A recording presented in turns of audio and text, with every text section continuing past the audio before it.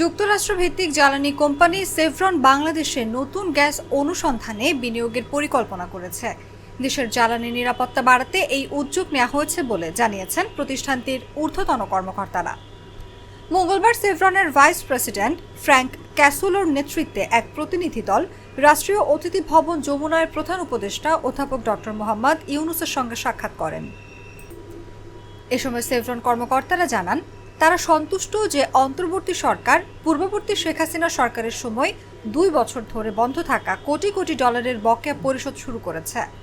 সেভরনের vice president Frank ক্যাসুলো বলেন, দেশের ক্রমবর্ধমান অর্থনৈতিক কার্যক্রম এবং উন্নত ব্যবসায়িক পরিবেশের কারণে গ্যাসের চাহিদা বেড়েছে।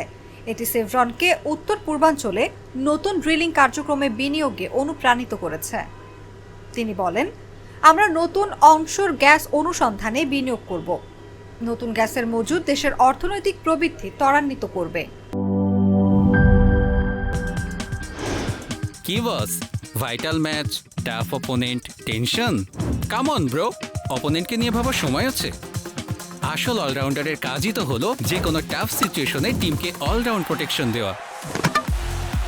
জাস্ট লাইক মাই টাইলক্স, যার অ্যান্টিব্যাকটেরিয়াল এজেন্ট টয়লেটের কোনায় কোনায় পৌঁছে 99% জীবাণু ধ্বংস করে, টয়লেটের কঠিন দাগ ও দুর্গন্ধ দূর করে টয়লেটকে রাখে ক্লিন আর সুবাসিত।